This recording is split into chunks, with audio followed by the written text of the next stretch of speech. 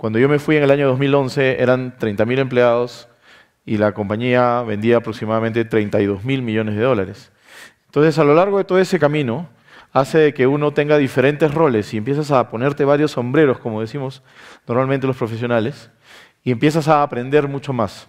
Entonces, lo que voy a mostrarles acá es un poco de esa vida y de esos diferentes momentos en los cuales yo aprendí mucho para que puedan comprender qué es lo que hace un contador digital. Primero, casi el 50% de mi tiempo estaba dedicado a la emisión de estados financieros corporativos. ¿Okay? Yo era el director de finanzas, tenía un equipo de más o menos 200 personas a nivel mundial. Mi equipo estaba basado en Estados Unidos, en Dublín, en Irlanda, en Bangalore, en India, en Sydney, en Australia y en Buenos Aires, en Argentina. Entonces tenía mucha gente alrededor de todo el mundo haciendo contabilidad. Pero ellos no solamente hacían contabilidad, vamos a empezar a entender qué era lo que hacíamos y cómo lo hacíamos. ¿Okay? Esto es un proceso típico.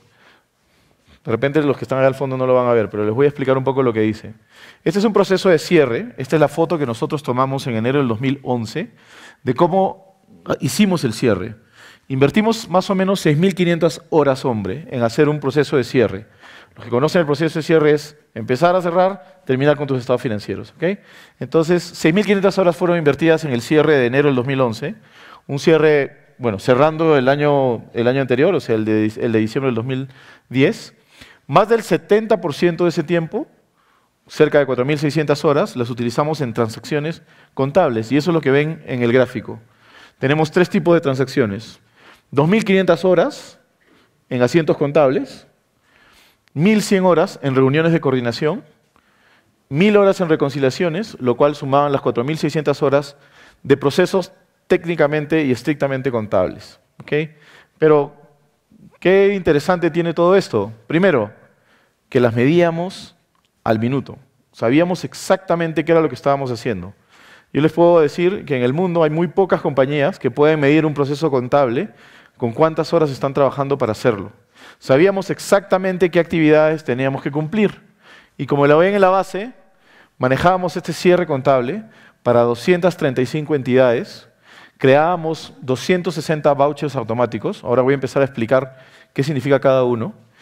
Subíamos a la contabilidad cerca de 15 balances de comprobación. Teníamos un total de actividad balanceada de intercompañías de $0, y ahora lo voy a pasar a explicar también, y teníamos muy pocas actividades con tardanza. Explico poco a poco, ¿ok? Estas 4.500, 4.600 horas se daban en 235 entidades. Cuando tú eres una compañía global, por lo general tienes una entidad. Por ejemplo, cuando eres una compañía en un país, por lo generalmente tienes una entidad. Por ejemplo, AG en el Perú tiene AGPER, ¿ok? Que es AG Perú. Esa es una entidad legal donde ellos producen, venden y ahí generan sus ganancias y pérdidas, sus estados financieros. Bueno, en el caso de Google, estas horas las invertíamos en 235 entidades que cada uno generaban sus propias transacciones económicas, sus propios balances, sus propias ganancias y pérdidas. Teníamos 260 vouchers automáticos. Cuando uno empieza a utilizar tecnología, el débito y el crédito ya no se genera solamente porque un contador pone debe y haber. ¿Okay? Se genera porque hay sistemas detrás que te ayudan a hacer la cosa mucho más sencilla. Entonces, ¿qué significa que existan 260 vouchers automáticos? Significa que existían 260 procesos de administración que estaban siendo manejados por un sistema. Por ejemplo, el proceso de pago de planillas y la consecuente contabilización de la planilla, el proceso de pago de facturas y la consecuente contabilización del pago de las facturas, el proceso de cuentas por cobrar y la consecuente manejo de la cuenta corriente interna, ¿no? Y esos eran 260 procesos. Entonces pensemos en todos los procesos que una compañía puede tener. No, en algunos casos no llegamos a 260. Google era un poco especial, tenía muchos procesos porque tenía mucha economía digital, pero esta es una medida de cuánta tecnología le estábamos metiendo al proceso. Número de balance de comprobación subidos es simplemente los procesos de control para entender de que todo se está armando y sobre todo entender de que hay compañías que Google en su momento adquiría. Entonces, sí, pues Google tenía ciertas compañías, tenía a Google Argentina, Google Perú, Google Brasil, pero por ahí de repente compró YouTube. Y YouTube venía con una tecnología diferente a la que tenía Google. Entonces YouTube tenía que hacer su contabilidad, hacer un balance de comprobación, entregársela a Google y Google insertarlo en la contabilidad. Entonces habían 15 casos de empresas adquiridas que se tenían que insertar a la contabilidad de Google. Y teníamos una total de actividad de intercompañías balanceada en $0. ¿Qué significa eso? Para los que todavía no han llevado contabilidad internacional o no han hecho consolidaciones, las transacciones intercompañías son transacciones entre compañías del mismo grupo. Es decir, Google Argentina le vende un servidor a Google Brasil, entonces uno genera una cuenta por pagar, el otro genera una cuenta por cobrar y hay un movimiento ahí de probablemente activo fijo y así sucesivamente. Bueno, en este momento, con todas esas entidades, Google generaba aproximadamente 47.000 transacciones intercompañías. Uno por un lado, otra por el otro lado y tenían que hacer matching. Bueno, en el mundo de la contabilidad, en el mundo real, la cuenta más difícil de cuadrar es precisamente la cuenta de intercompañías para corporaciones globales. Y yo recuerdo que en esa época, en una conversación que yo tuve con el controller de Cisco, Cisco es una compañía que se jacta de tener uno de los cierres contables más rápidos, él me dijo de que esta cuenta nunca la cuadraban. Terminaban poniendo un famoso PLAC para que pueda cuadrar todos los estados financieros y el PLAC de Cisco era de $10 millones, ¿no? Entonces tú agarras y dices, no puede ser, o sea, Cisco, tremenda compañía, no puede cuadrar los estados financieros precisamente por estos problemas. Nosotros en un principio no lo podíamos cuadrar por aproximadamente 5 millones y empezamos a trabajar y lo cuadrábamos a $0. Entonces implicaba analizar con tecnología 45.000 transacciones que alguien, un empleado de Google, generaba con ayuda de otro empleado y esos señores a veces ni se conocían, simplemente lo hacían a través de sistemas, ¿no? Entonces, el último punto es que en un proceso de cierre contable tú tienes muchas actividades. Empiezas a cerrar con una actividad 1, 2, 3. Bueno, nosotros más o menos manejábamos 10.000 actividades para el proceso de cierre y llegamos a ser tan eficientes que solo tuvimos 3 actividades de tardanza en ese mes. Entonces, ¿qué es lo que les estoy comentando acá? Lo que les estoy comentando acá es que el nivel de complejidad a la que uno puede llegar en la contabilidad digital es absurdamente impresionante. ¿Okay? Entonces, ustedes van a empezar a entrar al mercado laboral y van a encontrarse haciendo contabilidad o haciendo administración de una entidad probablemente mediana, chica, grande, pero cada vez van a empezar a entrar en complejidades más grandes. Y conforme vayan creciendo en su carrera van a llegar a un momento en que van a tener situaciones como esta. Ojalá exista una compañía peruana que pueda llegar a los niveles que tiene Google. Lo más aproximado que yo he podido tener es AGE. AGE tenemos ya 22 países con manufactura, con plantas allá. Entonces la contabilidad de AGE es muy parecida a la contabilidad de Google, pero no tenemos toda la tecnología que tiene Google. Entonces lo que yo estoy haciendo es armar tecnología para que podamos tener todos estos procesos automatizados y podamos llegar a esto. ¿Okay? Entonces el punto de este slide es medir, saber exactamente qué es lo que yo hago con horas y segundo, monitorear cada actividad que uno hace. Uno no puede gestionar lo que no mide. Puedes gestionar lo que mides porque sabes que un día te tomó 10 minutos y al día siguiente te tomó 11 minutos. ¿Estarás mejorando o empeorando? Tú lo sabrás porque ya estás manejando una tendencia. Si no lo mides, no vas a llegar a nada. Entonces es el pensamiento que tiene que tener el contador moderno en la economía digital de empezar a medir lo que hace. Ya no es solamente un hecho de entregar un estado financiero, sino hacerlo cada vez más eficiente. Y eso es lo que les voy a mostrar en el siguiente slide. Esto es un poco el proceso de cierre que teníamos en Google, bien simplificado. Lo que vemos arriba son las actividades típicas. La primera actividad es el cierre regional, ¿no? Era una corporación, entonces se tenía que cerrar por regiones. Se creaban provisiones y se empezaban las reconciliaciones, ¿no? Luego pasábamos a cerrar todo lo que era ingresos, las cuentas por cobrar y la tesorería. Luego hacíamos la consolidación, la revisión del cierre, terminábamos haciendo todo lo que era impuestos, ajustes finales que a veces encuentras, oye, a ver, esto tenemos que revisarlo. Luego pasábamos a presentar los estados financieros al board de Google, al directorio de Google, donde estaba Larry Sergey, y teníamos que entregar la nota de prensa a Wall Street a los inversionistas en las acciones de Google, que era la reunión en donde Larry y Sergey presentaban los estados financieros a los inversionistas a través de una llamada de teléfono. Luego nosotros teníamos que entrar, nosotros, los contadores, entrábamos a revisión de negocio con cada una de las unidades de negocio de Google para entender los estados financieros de ellos de cada mes y analizar cómo íbamos a impactar los siguientes meses. para terminar reportando todos estos números a la Securities and Exchange Commission, que es como la conocemos en el Perú, la entidad que regula todo el mercado en Estados Unidos y que Google, a participar en el mercado, tiene que entregar sus estados financieros. Entonces, eso era el proceso. Más o menos en el año 2009, nos demorábamos 28 días en cerrar, ¿no? En cumplir todo eso. Y ahí ven en la primera parte cómo era que nos demorábamos, y lo que más nos tomaba era el reporteo externo a la Securities and Exchange Commission. Y luego dijimos, oye, 28 días, demasiado. Empecemos a cerrar esta brecha. Empecemos a reducir esta brecha. ¿Por qué? Porque teníamos que buscar eficiencia. ¿Y por qué teníamos que buscar eficiencia? Porque nuestros jefes, nuestros socios de negocio, necesitaban información lo antes posible para tomar decisiones.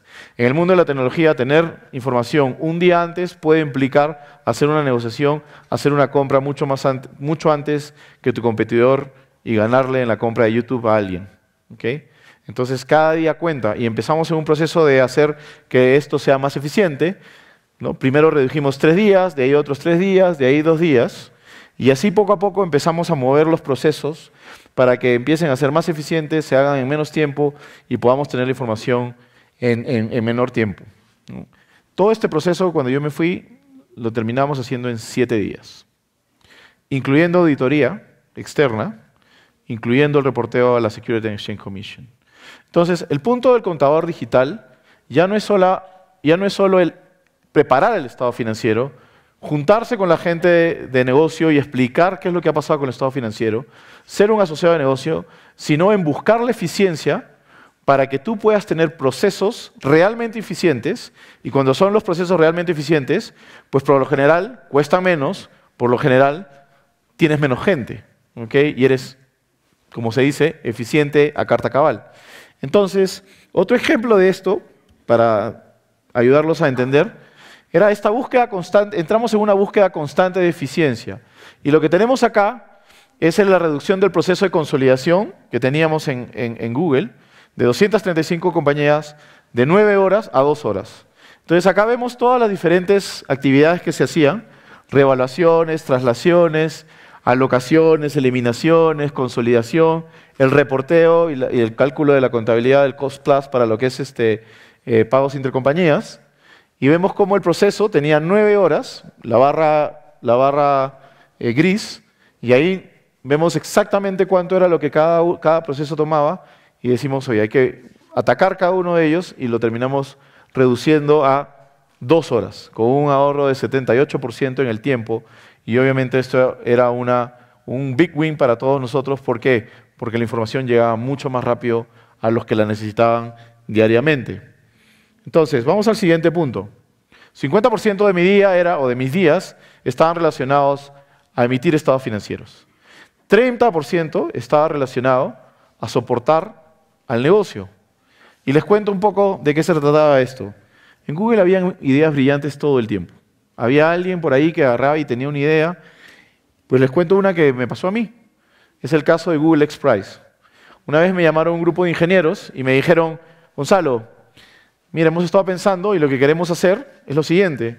Queremos hacer un concurso en el cual pongamos un cohete, que alguien ponga un cohete para que se vaya a la luna, el cohete llegue a la luna, se abra, salga un carrito, el carrito tenga el logo de Google, tenga una cámara y pueda transmitir video de alta definición desde el carrito, viendo el logo de Google, a la Tierra.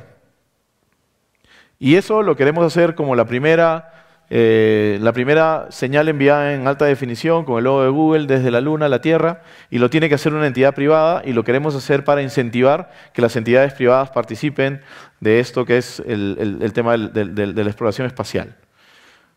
Y te hemos llamado porque queremos entender cómo eso va a impactar los estados financieros. Entonces yo lo único que agarro y digo es, no tengo idea, o sea, ¿qué más puedes decir cuando te dicen eso, no? Entonces uno tiene que entrar y analizar y ver y decir y leer y a veces hasta filosofar cómo eso impacta la contabilidad. ¿no? En nuestras prácticas, en nuestros exámenes de contabilidad, por lo general nos ponen casos en donde nos dicen, oye, el señor tal compró tanto o hizo este seguro, ¿cómo amortizas? Bla, bla, bla. Bueno, eso es exactamente lo que me estaba pasando a mí en la vida real, solamente que con un caso real de negocio que era llevado al extremo. Luego de analizar la contabilidad y analizar la literatura, llegamos a la conclusión de que la forma que teníamos de hacer contabilidad era, me había olvidado de algo, y la persona que lograse hacer eso, que no iba a ser Google, sino era un concurso, se iba a llevar un premio de 10 millones de dólares. Entonces, al final, a lo que llegamos fue de que teníamos que reconocer un gasto. Esto era un gasto para Google porque había un premio, pero el gasto no lo reconoces en el momento cero. ¿En qué momento reconoces ese gasto? Reconoces ese gasto en el momento en que la probabilidad de que el cohete llegue a la Luna sea la más alta. Y normalmente la probabilidad de que un cohete llegue a la Luna se da cuando el cohete sale de la Tierra satisfactoriamente. Entonces teníamos que esperar a que alguien, un concursante, ponga un cohete, salga satisfactoriamente y una vez que esté en el aire, ahí yo tenía que hacer un asiento contable para afectar el gasto de Google en 10 millones de dólares. Entonces, eso es un caso típico de soporte al negocio, de cómo impactamos los estados financieros por una decisión de negocio. Otro caso que les quiero contar fue el lanzamiento de Android. Android, muchos de ustedes seguramente tienen teléfonos Android, es software desarrollado por Google. Bueno, a mí me llamaron a una reunión, de nuevo con ingenieros, en donde me dijeron, oye Gonzalo, estamos pensando que vamos a sacar el software de Android y lo vamos a hacer con nuestro propio teléfono y lo vamos a sacar a nivel global. Lo vamos a vender en una página web propia y también lo vamos a sacar en 2 meses. Entonces, lo que queríamos preguntarte es, ¿cómo vamos a hacer para registrar todas esas transacciones que vamos a tener que mover? ¿Cómo vamos a hacer para registrar en todos los países donde tenemos operaciones y queremos vender este teléfono? ¿Cómo vamos a hacer para entender cómo va a repercutir esto en los estados financieros? ¿Cómo vamos a hacer para que las licencias de funcionamiento de ciertos países no las otorguen? Porque tú no puedes vender así nomás un producto de telecomunicaciones, ¿no? Entonces, habían ciertas cosas que uno tenía que empezar a mover. Y para ese tipo de preguntas, por lo general llamaban a los contadores. ¿Por qué? Porque tenían la visión de cómo impactaba el estado financiero, cómo se trabajaban los procesos administrativos y cuál es el impacto de los procesos administrativos dentro de Google.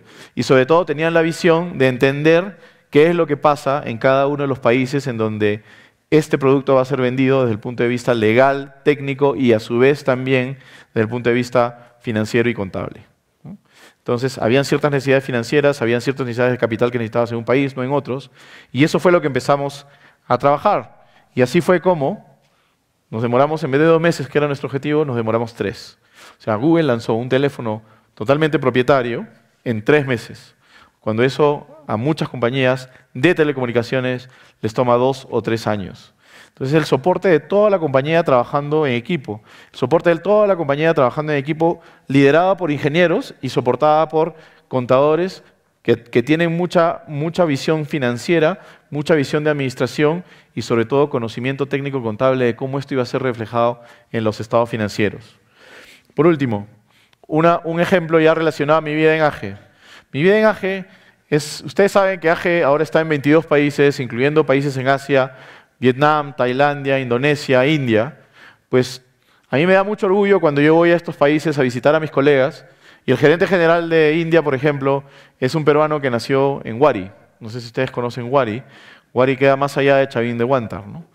El peruano que es el gerente general de Tailandia, pues nació en Ayacucho y empiezas a ver gente así.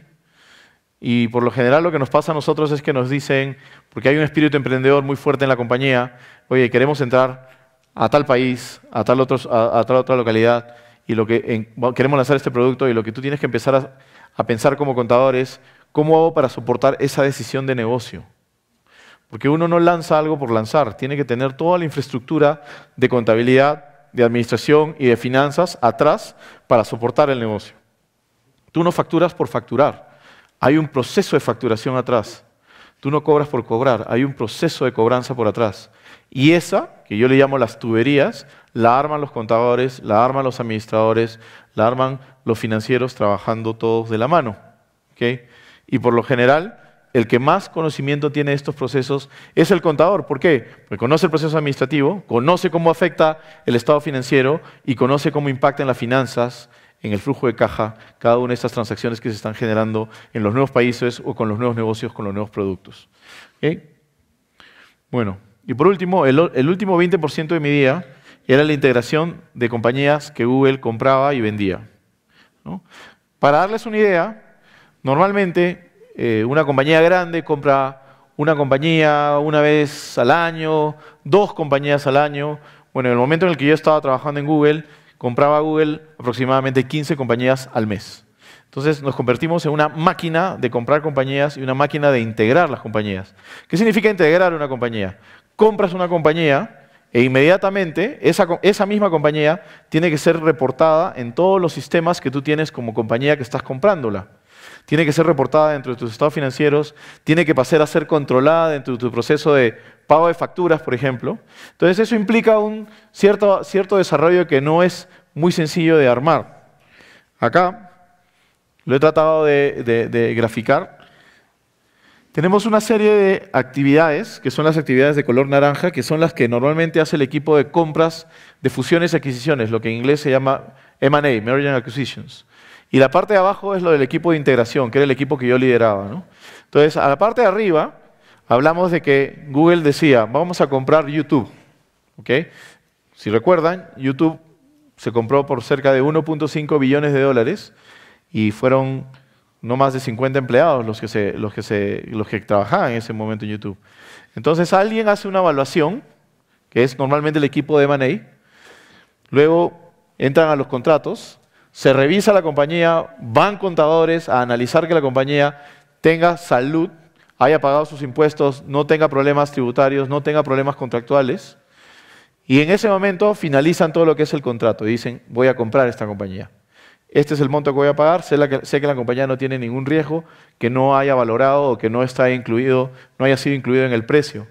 Y luego empieza el equipo de integración, que es el equipo que dice, ok, ahora cómo traemos esta compañía a los sistemas, a los módulos, a la contabilidad de la compañía que está adquiriendo, en este caso Google, y empieza una integración financiera con el trabajo de due diligence, empiezan a establecer plataformas de integración, qué sistemas usan ellos, cómo hago que los sistemas conversen, cómo hago que los sistemas se integren a lo que tenía Google en ese momento. Tienes que estabilizar la operación, por lo general, cuando esto pasa, la gente de la compañía que estás adquiriendo agarra y dice, oye, ya no quiero quedarme acá, tienes que retenerlos, no se puede ir al contador general porque necesitas de su conocimiento, a veces el conocimiento de las personas está en las cabezas y no necesariamente en los documentos. Entonces, ese tipo de cosas las tienes que manejar y al final tienes que optimizar todo ese proceso, ¿no? Porque es un proceso tedioso, al principio te cuesta mucho tiempo, te cuesta mucha práctica, pero terminas optimizando. ¿Y cómo lo optimizas? A través de hacer el trabajo repetitivo y regresas al slide original en donde mides qué es lo que estás haciendo con minutos y empiezas a decir, me toca integrar YouTube, este mes me demoré 1200 horas integrando, el próximo mes me voy a demorar 900, el próximo mes me voy a demorar 500 y poco a poco empiezas a reducir los espacios, empiezas a reducir los tiempos. Entonces, esa es otra de las actividades que yo hacía como contador. ¿Okay? Y como les decía, era un ejemplo único porque tuve la suerte de trabajar en una compañía que compraba más de 15 compañías al mes. Entonces, hay ciertas cosas que ahora quiero decirles que son muy importantes para que nosotros entendamos nuestro rol como contadores en la era digital, ¿no? Podemos hablar de valores y habilidades globales, yo le llamo así. Empecemos por entender que nosotros podemos ser muy creativos, ¿ok? Es decir, mucha gente te dice, oye, en la contabilidad no hay creatividad, porque para eso están las normas internacionales, los famosos IFRS, ¿ok? Y yo digo, absolutamente, tú no te puedes salir de las normas IFRS, pero en donde sí puedes meterle mucha creatividad es en el procesamiento de la información que implica hacer contabilidad. En el procesamiento, en los procesos, en las aprobaciones, en toda la tubería que tienes que armar como contador, apoyado con tu gente de tecnología, para hacer esto cada vez más eficiente, que es lo que yo les he explicado en los slides anteriores. Ahí radica la creatividad del contador, en hacer que el proceso sea un clic y no un proceso de 10 horas. Cuando yo llego a contabilidades en donde veo compañías con contabilidades totalmente manuales, Son compañías en donde tú dices, no puede ser. Estamos en el momento en el cual Google se demora menos de medio segundo en darte una respuesta y todavía hacemos contabilidad manual. Entonces tenemos que ver nuestra credibilidad por el lado de cómo impacto con tecnología en los procesos de contabilidad típicos. Otra habilidad que tenemos que tener es la habilidad de romper reglas. ¿Okay? Esto no significa romper la ley. Lo que significa es romper lo que ya está, los paradigmas que tenemos como compañía, los paradigmas que tenemos como sociedad. ¿Okay? Agarrar y decir, el nuevo contador hace todo con un clic, ¿no? Lo que les estoy tratando de decir acá es que la visión de la contabilidad en el futuro va a ser que se pueda hacer contabilidad con un solo clic. ¿Okay? Y no nos van a necesitar a nosotros para que hagamos débitos y créditos. Nos van a necesitar a nosotros para que diseñemos los procedimientos, diseñemos los procesos, diseñemos con la ayuda de nuestros amigos, los de ciencias de la computación, procedimientos de sistemas computacionales para que todo este procesamiento de datos, que es enorme, 45.000 transacciones intercompañía, se puedan hacer con un solo clic. Entonces, ese es el futuro de nuestra carrera. Ese es el futuro de la contabilidad. El futuro de la contabilidad es tener un profesional totalmente abstraído que pueda entender estos sistemas y pueda llevar a esos tiempos a cortarlos, hasta que hagamos clic y digamos, los estados financieros están acá con conocimiento de negocio y con analítica atrás. ¿Okay? Eso es para mí romper este tipo de cosas y para nada estoy hablando de romper la ley. Velocidad, importantísimo, sobre todo más en el ejemplo que les he dado de tecnología, importantísimo la velocidad.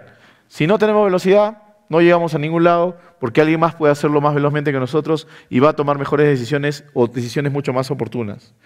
El siguiente punto es, abran sus opciones, mantengan opciones. ¿Qué significa esto? En el mundo de la contabilidad existen muchas opciones, sobre todo desde el punto de vista de sistemas de soporte, de los famosos ERPs, ¿no? Entonces, yo soporto muchísimo el mundo libre de la tecnología. Todo debe ser abierto. ¿Y por qué todo debe ser abierto? Porque no te debes de casar con alguien necesariamente. En muchos casos, muchos contadores se casan con una tecnología y la tecnología evoluciona tanto que a veces te casas con una tecnología y en 5 años te das cuenta que fue un error y tirar para atrás es muy complicado. Cuando uno adopta una tecnología, por ejemplo, un ERP, Oracle, SAP, ese tipo de compañías tienen que estar absolutamente seguros que es una buena decisión, porque si fue una mala decisión y tienes problemas, salirte de esos sistemas y entrar a otro es una pesadilla, normalmente implica muchísimo gasto que le agregas a la corporación. Entonces, lo que quiero decirles ahora es que recuerden que cuando ustedes estén tomando decisiones, piensen en que tienen que mantener todas sus opciones abiertas. Seguimos. Data. ¿Por qué es súper importante la data? Porque la data, gracias a Dios, la data democratiza todas las decisiones.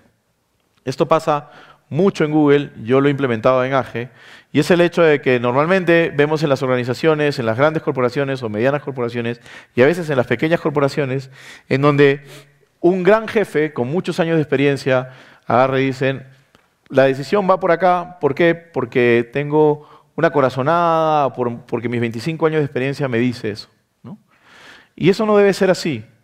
Las decisiones se deben de tomar sobre la base de data. La data está ahí, la data se genera, la data se analiza, y cuando la data te dice la decisión tiene que ir por aquí o por allá, estoy absolutamente seguro que la posibilidad de fracaso es muy pequeñita. La data por lo general nunca se equivoca. Entonces, ustedes que son jóvenes y que van a entrar al mercado laboral y que van a entrar a trabajar con jefes de 25 años de experiencia, vayan donde su jefe teniendo data y le van a decir, señor gerente general, yo creo que la decisión va por acá porque la data me dice esto, fíjese. Ese gerente general, si es un poco inteligente, va a leer la data y va a entender lo que tú estás diciendo y va a decir, efectivamente, hagamos como tú dices. Entonces, ese es el principio de que la data democratiza la decisión. Hace que tú, que eres un analista nuevo o un practicante, estés casi al mismo nivel de tu jefe en la toma de una decisión porque ambos están tomando la decisión soportada por data. ¿Okay? Acordémonos siempre de eso, porque en el mundo de la contabilidad mucho contador se jacta de ser un gran contador porque se saben todas las normas de contabilidad. Eso es muy importante saber, pero también tenemos que entender cómo manejamos la data para poder entender la decisión de negocio que vamos a tomar. Finalmente, no solo estamos haciendo contabilidad para emitir estados financieros, sino que estamos también haciendo contabilidad para soportar al negocio, y el contador es el tenedor de la data financiera de la compañía. Es la persona que más sabe de la data financiera de la compañía. Entonces, la oportunidad que tiene el contador de agregar valor en la compañía a través de la traducción de lo que es data financiera al lenguaje común y corriente que tiene un gerente general, pues los gerentes generales por lo general no son especialistas como nosotros, son gente que le tienes que decir las cosas muy simplemente. Cuando traduces y se lo dices así, agregas muchísimo valor a la compañía.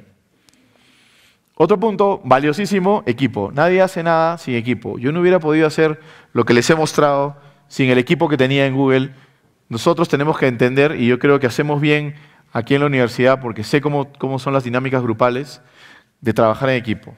Tenemos que entender que, por lo general, cuando uno toma una decisión por consenso, es muy probable que la probabilidad de fracaso sea menor porque tienes más personas participando en la decisión. Cuando uno toma la decisión solo, la probabilidad es más alta porque es solo una persona que ha pensado en la decisión o ha pensado en la problemática para tomar la decisión, ¿no? Entonces, el equipo es fundamental, sobre todo en la economía digital y sobre todo en la contabilidad digital. En la contabilidad a veces nos encontramos en situaciones como esta. Situaciones en donde hice un huequito y cometí un error y no lo reporto y me sigo metiendo en un hueco, y hay situaciones en donde ya el avión salió y ya es muy tarde para salvarte, ¿no? Entonces, en la contabilidad es mejor reportar los problemas cuando estamos en el verano. Agarrar y decir, oye, reportar los problemas temprano. No esperemos a reportar un problema cuando ya el problema es muy grande y se tiene que arreglar con mucho dinero. Reportemos los problemas cuando es temprano, ¿ok? Y eso se los digo sobre todo porque están empezando en su carrera y se van a encontrar con muchos de estos problemas a lo largo del camino. Otro punto también es el construir procesos que sean escalables. Es decir, mucha gente está en una compañía de 10 personas que vende $100.000 y construye un proceso para una compañía de 10 personas que vende $100.000. No, tú tienes que construir procesos contables, financieros, administrativos, para que esa compañía pueda crecer y llegar a ser una compañía de $100 millones. Cuando construyes esos procesos con la mentalidad de que va a ser una compañía de $100 millones, esos procesos por lo general son más sólidos. Y la compañía empieza a crecer y tú no tienes necesidad de seguir invirtiendo en diseñar procesos. Por último, casi al último, un par de slides más. No necesitas un traje para ser bueno en los negocios, ¿ok? ¿Qué significa esto? Lo que significa esto es que a nosotros nos van a reconocer por lo que tenemos acá. No nos van a reconocer porque tienes un bonito traje o una bonita corbata como la que de repente yo o sus autoridades acá estén utilizando. El que es bueno por lo que tiene acá. Y a veces yo odio ponerme un traje, odio. Y la manera como yo le muestro al mundo, a mi mundo corporativo en el que ahora vivo, de banqueros y todo esto, de que odio esto, es usando mis medias de colores. ¿Ok? Y yo les digo a ellos, a mí me vale el traje. Yo quisiera ir a trabajar en un jean y una camiseta todos los días. ¿Por qué? Porque cuando todos estamos en jean y camiseta, nos sentimos más cómodos y empezamos a valorar más lo que el otro está diciendo y no cómo se está vistiendo y no qué pose se está tomando, no la pose del jefe ni nada por el estilo. Entonces pensemos siempre en eso. Pensemos en que nos tenemos que divertir al hacer contabilidad, ¿ok? No podemos ser el contador amargado que viene a ser un tenedor de libros. Creo que en los últimos 15 o 20 slides que les he mostrado una situación en donde imaginémonos un contador que viene silbando la compañía, haciendo cosas realmente alucinantes, haciendo contabilidad para un cohete que se va a la luna. Entonces son cosas que ahora de repente no podemos tocar muy fácilmente porque estamos en la universidad o estamos empezando a trabajar en ciertas compañías, pero en algún momento de su carrera esto va a ser el día a día.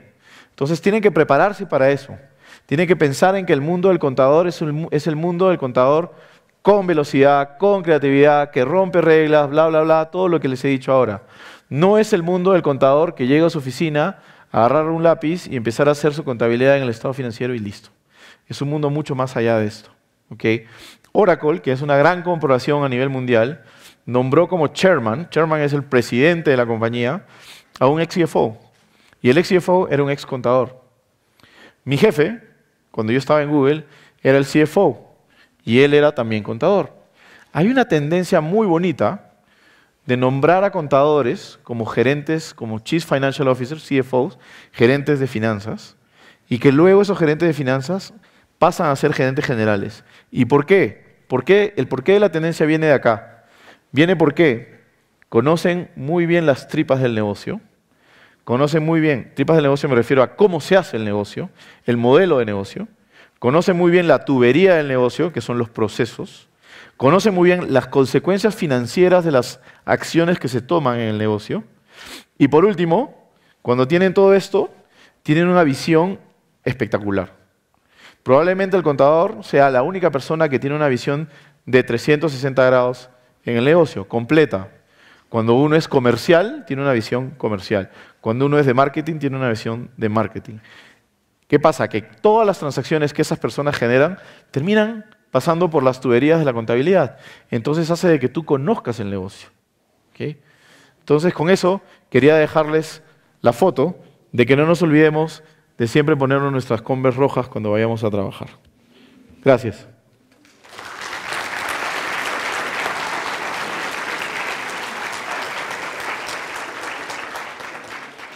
Creo que ahora podemos hacer unas preguntas, ¿no?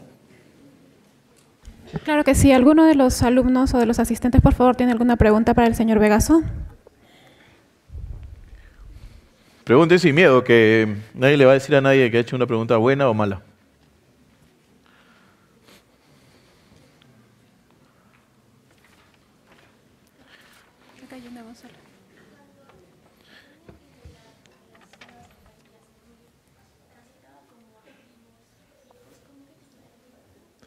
Perdón, repíteme, no te he escuchado. ¿Le puedes pasar un micro, por favor, para que...?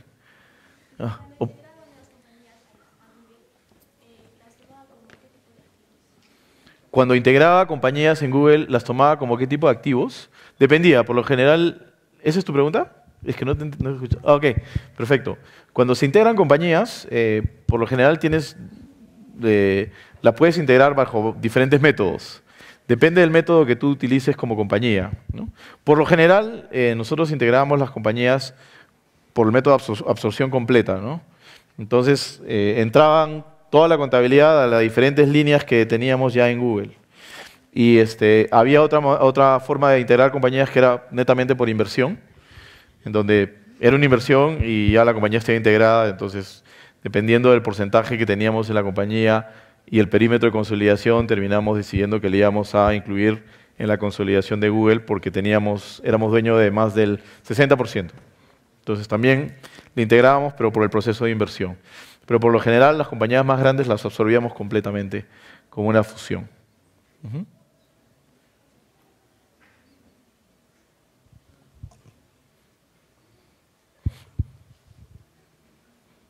No puedo creer que no tengan preguntas, la verdad. ¿Tienen alguna otra pregunta, por favor?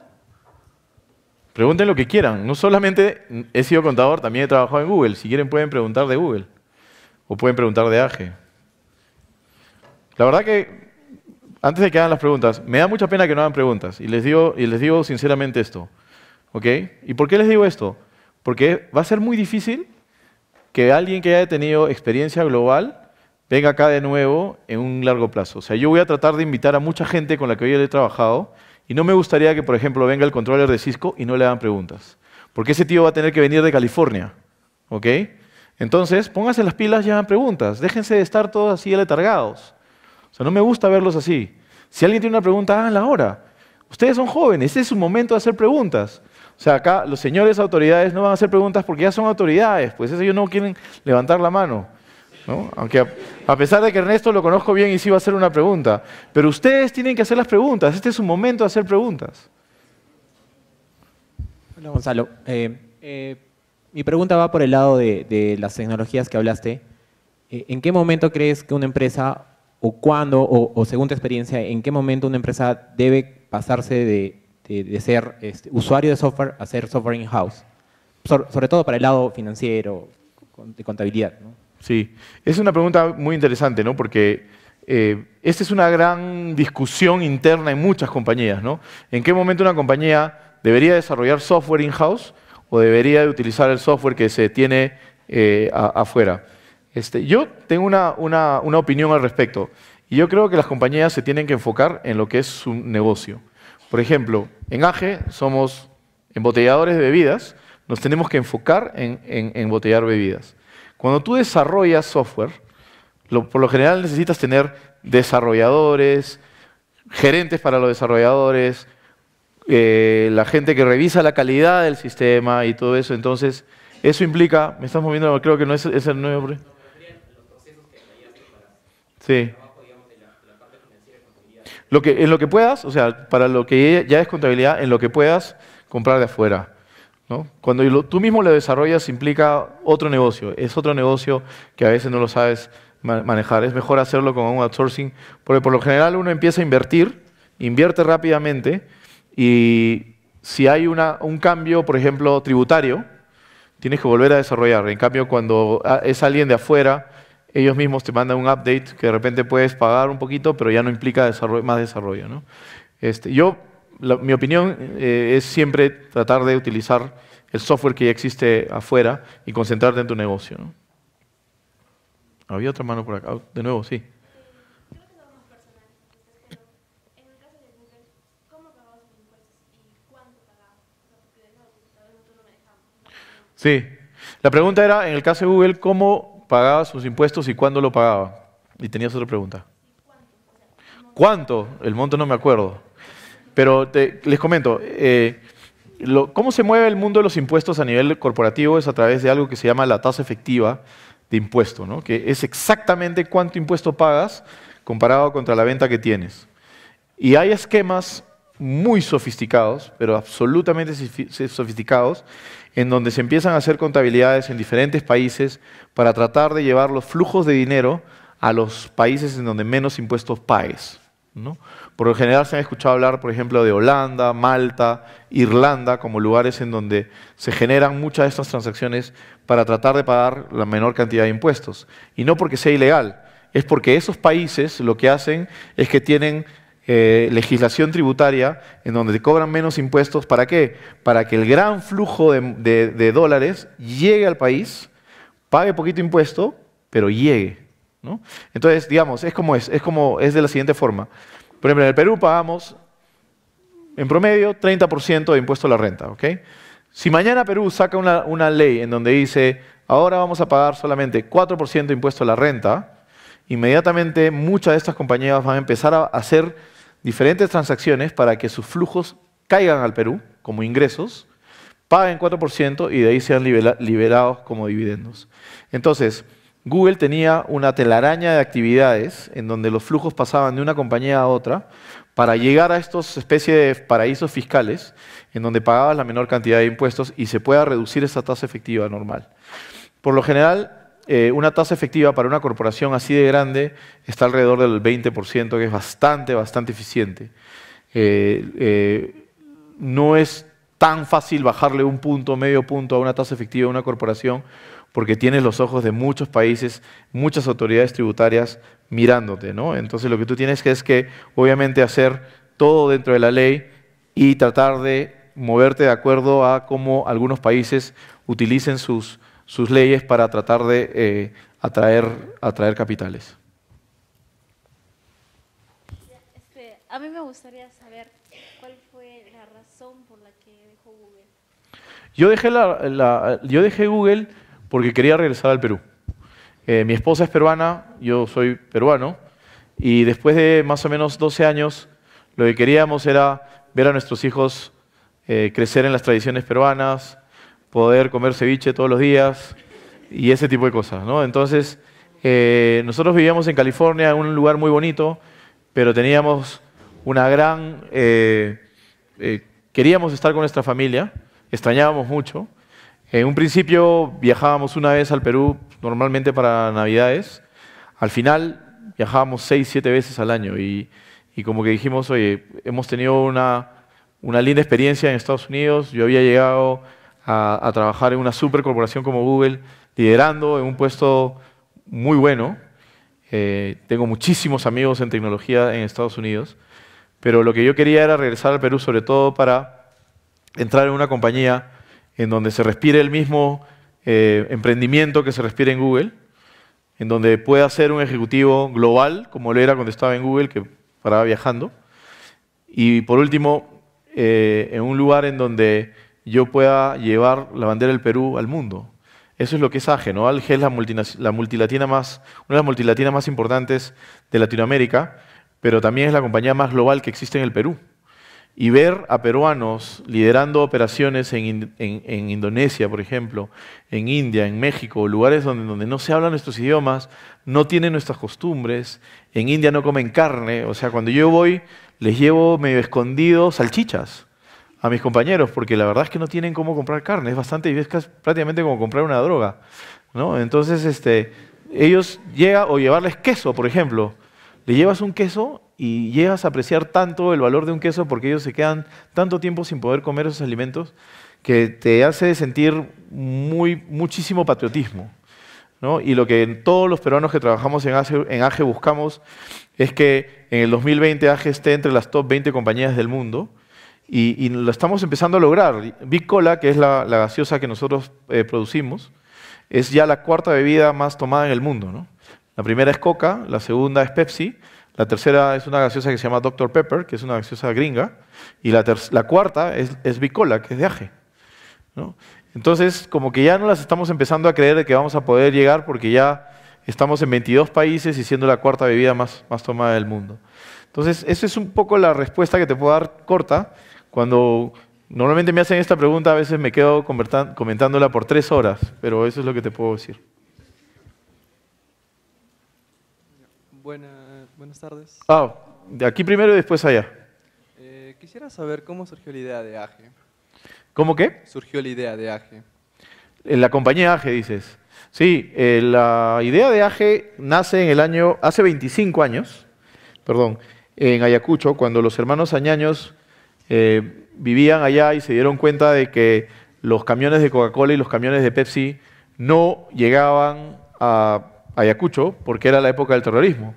O sea, con el terrorismo, lamentablemente, una época terrible de nuestra historia, los camiones no llegaban porque simplemente los paraban en el medio de la carretera, les robaban todo, les robaban el producto, les robaban la plata y no llegaban.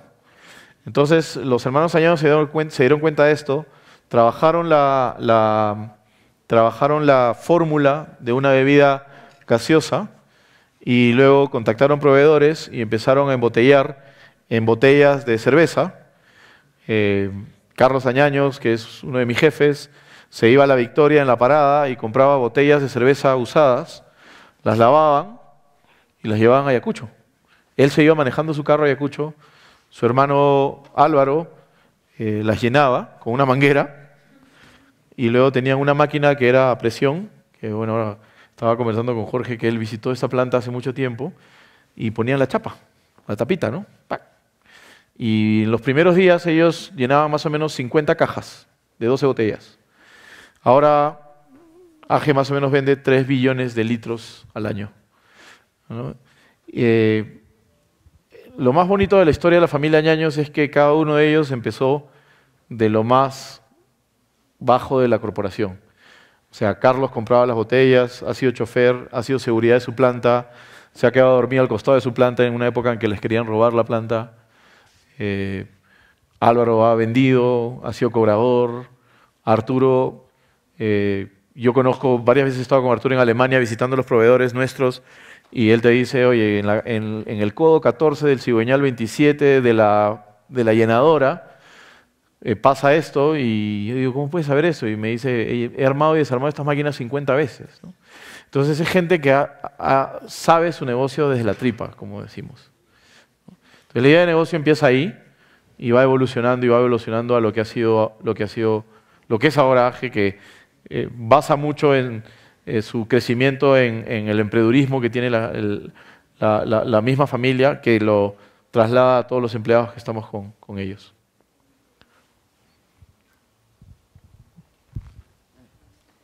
Tengo entendido que Google está bien identificado con sus trabajadores, las lámparas y todo. Quiero saber cómo puedo cambiar cómo llevó ese ambiente laboral de Google a AGE. Es una transformación, no es muy fácil. De hecho, todavía no lo he logrado. ¿Por qué? Porque implica el manejo de la cultura organizacional, ¿no? La cultura organizacional es una cultura que empieza desde el primer día que una compañía se funda.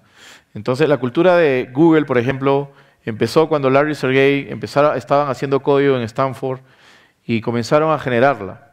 La cultura de AGE es una cultura que se generó cuando Arturo, Álvaro, Ángel y Carlos embotellaban manualmente en Ayacucho. Ambas compañías tienen sus propias culturas, ambas compañías tienen sus propios valores, sus propias virtudes. Tú no puedes cambiar radicalmente los valores de una compañía como los de AGE porque ya tiene 25 años y todos esos valores son valores buenos. Lo que yo sí he podido hacer es, dentro de los valores de AGE, traer toda una corriente de eficiencia, búsqueda de datos, manejo de data, meritocracia y cosas así que no tenía antes AGE. Entonces es un poco lo que yo estoy haciendo es, AGE pasó de ser un negocio cuando estuve en Ayacucho, a ser una empresa cuando empezó a internacionalizarse y llegar a México, a Tailandia, y lo que ahora quiere ser es una gran corporación.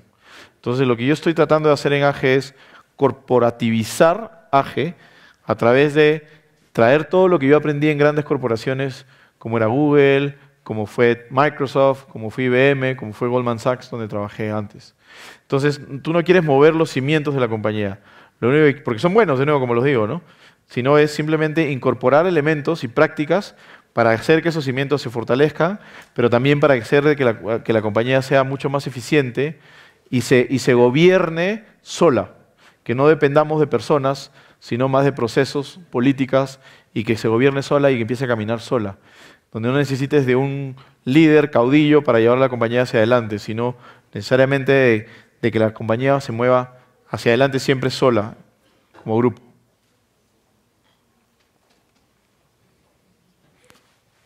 Sí, señor.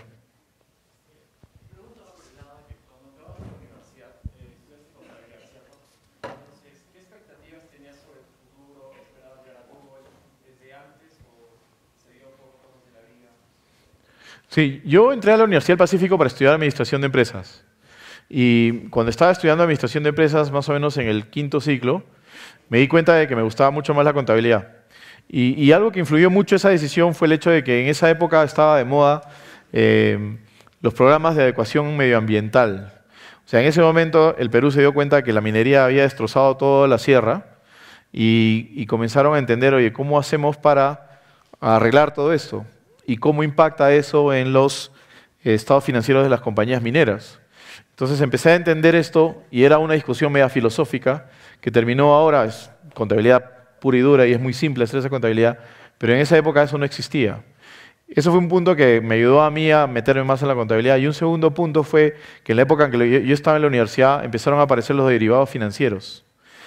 Y los derivados financieros existían, pero no se podía hacer contabilidad todavía porque no había una norma internacional que te pueda decir cómo se podía hacer la contabilidad de los derivados financieros. Entonces eso también me llamó la atención y me metí a estudiar contabilidad de eso e hizo que terminara primero administración y luego me quedase un tiempo más en la universidad para terminar contabilidad. Pero en el interín, a partir del 6º ciclo, entré a trabajar en una casa de auditoría. Entonces, recuerdo que cuando estaba en 5º ciclo todavía no sabía hacer flujo de caja, ¿no? Y no sé en qué momento en la Maya les enseñan a hacer flujo de caja acá, pero en la Pacífico, en la época en que yo estaba, en 5º ciclo todavía no aprendías. Y pues simplemente me tiraron a la piscina y me dijeron, ya compadre, haz flujo de caja, y un poco aprendiendo de mis compañeros, aprendí a hacer flujo de caja, aprendí a ser un poquito más experimentado, y cuando me gradué de contador de la Pacífico, ya tenía prácticamente 2 años de experiencia, ya era senior, y recién me acababa de graduar, ¿no? Entonces, porque yo estudié y trabajé un tiempo. Entonces, en ese momento no tenía claro que iba a trabajar en Google, pero lo que sí tenía clarísimo era que me encantaba la tecnología. O sea, mi pasión era la tecnología. Jugaba videogames, leía revistas de tecnología, entonces sabía de que quería tener algo relacionado a tecnología, ¿no? Y el primer paso fue IBM en mi carrera, ¿no? Y poco a poco logré escoger trabajar en compañías relacionadas a tecnología. O sea, al principio decidí ir por auditoría porque yo quería sustentar todo lo que son las bases del conocimiento de contabilidad, para luego entrar a la industria de la tecnología, ¿no? Como financiero, como contador, como administrador. Entonces eso es lo que pasó. Mucha gente les va a decir seguro, sigue tu pasión. Claro, suena un poco cliché a veces, ¿no? Pero cómo lo aterrizamos es, si hay algo que de verdad te gusta, pues trata de hacerlo. Yo tengo una historia que a mí me encanta, que es, tengo un amigo al cual, cuando estábamos en la universidad, es uno de estos chicos que vivía fascinado por el fútbol. Fascinado. O sea, leía el Bocón, el Trome, todos estos periódicos de fútbol que había. Y era un buen administrador de empresas, empezó a trabajar en logística, se hizo súper experimentado en temas logísticos de cadena de suministro y se fue a hacer su maestría a Londres, a London Business School. Y estando en su maestría, se dio cuenta que había una escuela en Manchester, la Universidad de Manchester, que dictaba un máster para manejo de empresas deportivas. Y él agarró y dijo, pero eso es exactamente lo que quiero hacer. Y cambió su máster de cadena de suministro a máster en actividades deportivas y ahora trabaja para Manchester United, ¿no? Y es uno de los gerentes de Manchester United. Entonces es absolutamente el tipo más feliz del mundo, ¿no? Porque está viviendo su pasión haciendo administración y contabilidad, que es lo que él había estudiado, y pues simplemente ese es el mejor ejemplo que puedo encontrar. Yo he sido muy feliz haciendo tecnología, trabajando en tecnología en Google, en Microsoft. Ahora en AGE utilizo muchísima tecnología.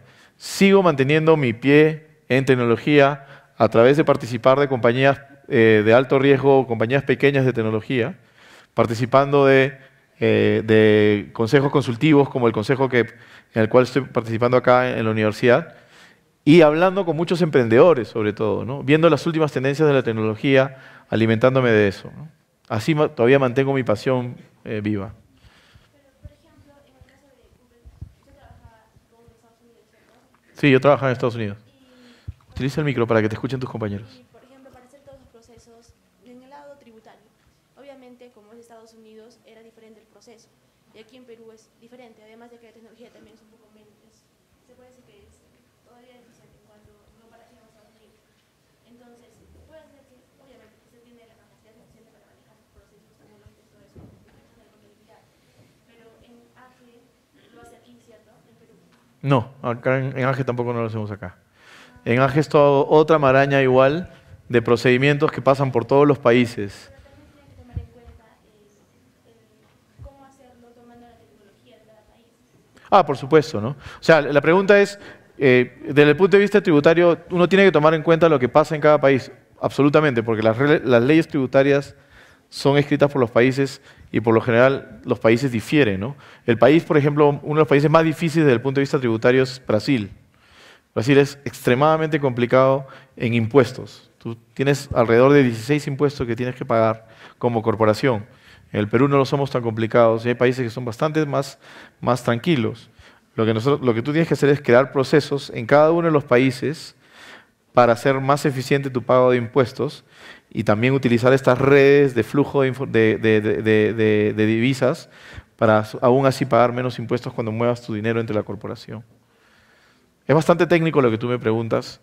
Podríamos conversar bastante tiempo de eso, pero implica sobre todo crear una red en donde tú tengas una casa matriz que esté en un paraíso fiscal y que esa matriz tenga tratados de doble tributación con los países donde tienes operaciones. Entonces, si los países donde tienen operaciones tienen tratados de doble tributación, implica que pagan impuestos en un país, pero ya no lo pagan en el otro. Entonces, los dólares suben a la casa matriz pagando menos cantidad de impuestos. Eso es el sentido más simple posible que te puedo explicar en un minuto, pero eso implica una serie de complejidad en donde el impuesto a la renta lo hace de una manera, el impuesto al IGB lo hace de otra y va subiendo en todos los países a la vez, ¿no? Sí, claro, el software tiene que estar localizado a la necesidad del país. Por eso, en Brasil, por ejemplo, nuestro software nos ha costado un montón de plata porque es muy complejo. El software que utilizas, por ejemplo, en países como Holanda, es muy simple, ¿no? Es muy simple. ¿Sí?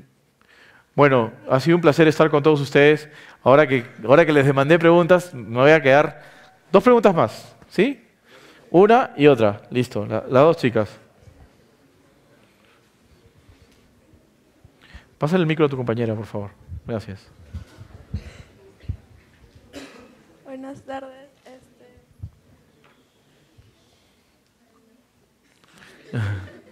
Apriétalo y que esté en verdecito el botón.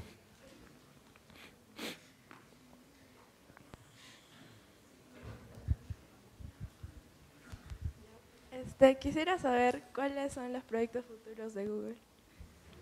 Pero yo no trabajo en Google, no sé. Pero, o sea, cuando usted se fue, ¿en qué estaban pensando?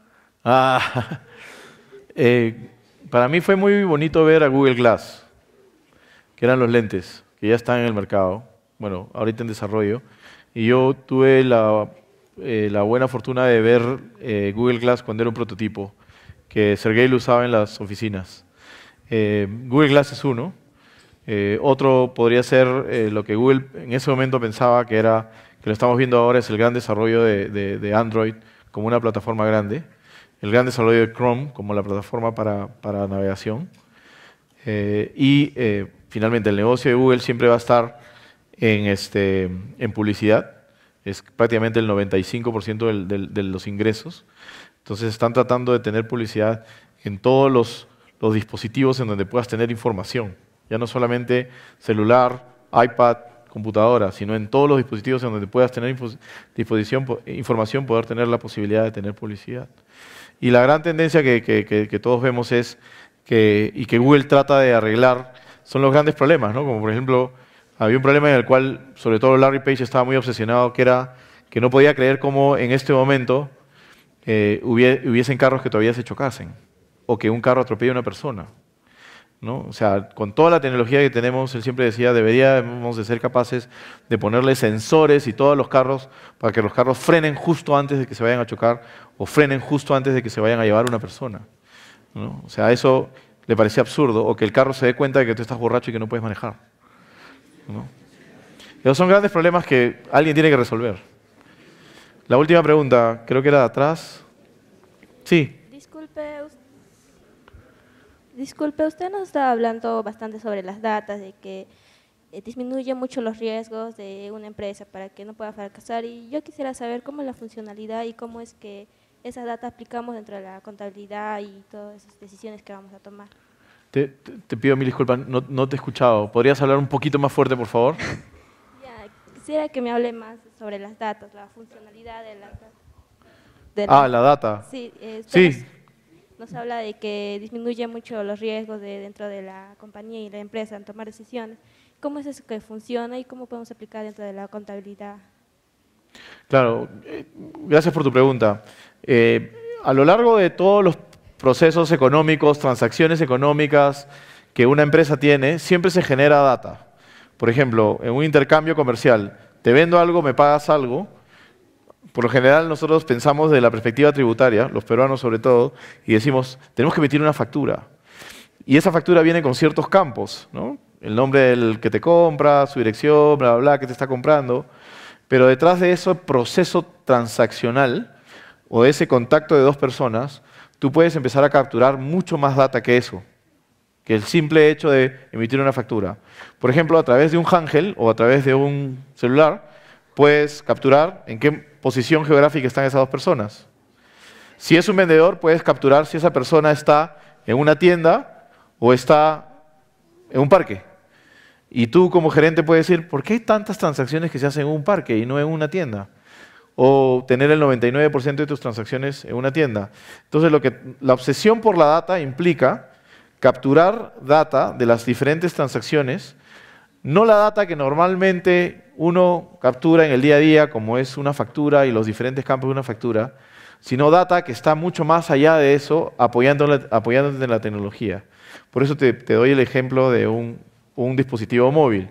Por ejemplo, en AGE, nuestros vendedores, en algunos países, en Perú todavía no, porque todavía no lo hemos implementado, pero en Colombia ya está implementado, ellos salen a vender con un iPad, ¿no? Sobre todo en las zonas que son un poco más tranquilas. Hay zonas en donde no pueden ir con un iPad porque se la roban, ¿no? Entonces van, hacen el pedido, con el iPad. En ese momento le dicen a la persona que está en la tienda, oye, por si acaso estamos sacando una campaña de Cifrut, mira cómo va a ser, aprieta el video, mira el vendedor o en este caso el cliente la campaña y le dice, está saliendo el día lunes, así que cómprame un poquito más porque te va a ir bien en la tienda. ¿no? Entonces hay una serie de transacciones ahí que nosotros vamos grabando. Es decir, el vendedor vendió, le mostró el video, cuánto tiempo se quedó en la tienda, la posición física del vendedor, cuánto tiempo se quedó ahí y se movió a la otra tienda, cuánto tiempo se demora en hacer su ruta. Toda esa data se está capturando. Al final llegamos a tener un montón de data de todos los vendedores que hay y empezamos a tratar de hacer algo de data mining, minería de datos para tratar de entender ciertos movimientos y algunas cosas salen, algunas cosas no las entendemos. Recién estamos empezando a manejar Big Data, pero es toda una tendencia en este momento, ¿no? Sobre todo en el mundo de las ciencias de la computación. Pero esa es la obsesión. Lo importante es tenerla, la data, ¿no? Y tenerla estructurada y tenerla armada, porque no es tener data por tener data, es tener data para poder tomar decisiones. La data para poder tomar decisiones es data que puedes entenderla y que te ayude a tomar la decisión. Porque a veces tienes data y no te ayuda para nada porque está desordenada, no está cuadrada y hay una serie de problemas que compañías tienen. Pero va la obsesión por ser muy ordenado y por tener la data siempre siendo capturada. Bueno, ahora sí, muchas gracias. Un placer estar con ustedes.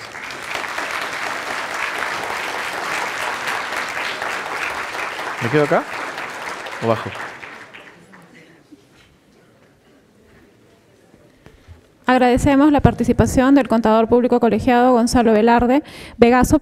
A continuación, invito al doctor Ernesto Cuadros Vargas, quien dará las palabras finales. Buenas tardes. Espero que les haya gustado la charla. Te agradezco muchísimo, Gonzalo, por el esfuerzo. Para los que no sepan, esto nos ha tomado varios meses, no sé si unos 8 meses o 9 meses, para poder tener un día de él en Arequipa y con toda la mejor voluntad que él tiene por volver a su tierra también. Así que hay muchísimas coordinaciones detrás. Para los que no sepan, porque eso no lo comentó Gonzalo, la semana pasada estaba en Madrid, ahora los próximos días está volando, me parece que a Madrid el lunes, hace 2 o 3 semanas estaba en Río de Janeiro, en México, de nuevo en Río, estás en Bangkok, en Vietnam, estoy hablando de julio y agosto, ¿dónde más dijiste? En Tailandia, en la India, ¿no? En México, por ahí, Nueva York, no sé, por acá. Así que realmente es realmente una charla de lujo que hemos podido tener. También les agradezco a los chicos que se han animado a poder hacer preguntas, porque normalmente lo que debería suceder en una charla así es que tengamos que cortar, digamos, porque se nos acabó el tiempo, porque tenemos otras cosas que hacer, porque hicieron 30 preguntas, porque a veces nosotros mismos no entendemos la magnitud de lo que tenemos en nuestro delante, ¿no? Y ciertamente una de las cosas que a mí me queda bastante claro, digamos que también estábamos conversando en el almuerzo, es que hoy en día nosotros necesitamos disponer de la información en un segundo. Cualquier carrera que se le ocurra ir a trabajar o a cualquier profesional que se le ocurra ir a trabajar en cualquier tipo de empresa donde la información demore más de un segundo en fluir hacia la mesa de aquel que tiene que tomar decisiones, está fuera de la era en la que nosotros estamos viviendo hoy en día. Hacia eso es a lo que nosotros apuntamos.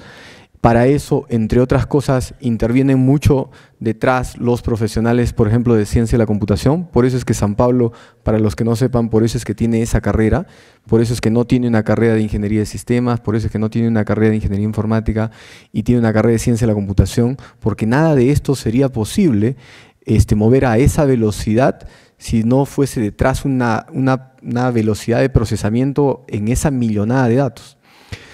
Si nosotros observamos, y eso no es necesario tal vez preguntarle, pero también Gonzalo, aprovechando acá, podríamos hacerlo, si nosotros observamos que tenemos 22 países, cada uno de esos tiene gerencias, N productos, N clientes, N proveedores, y todo eso al final es como una estrella. En el almuerzo conversábamos que todo tiene como forma de una estrella, y los números se generan en los terminales de esa estrella, y el contador, el gerente, el dueño, quien sea, está en el centro de la estrella, y ahí es donde queremos tomar decisiones.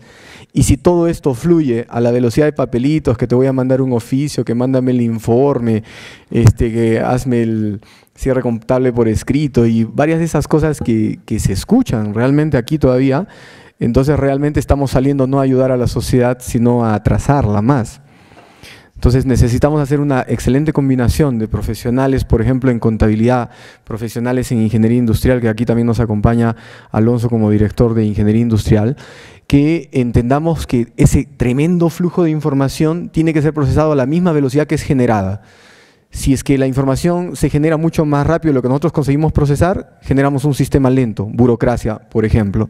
El Estado peruano es un sistema lento porque hay demasiada información procesada a mano, ¿no? Y nosotros como profesionales tenemos que salir a impulsar eso a la siguiente marcha, digamos, a la siguiente velocidad, ¿no?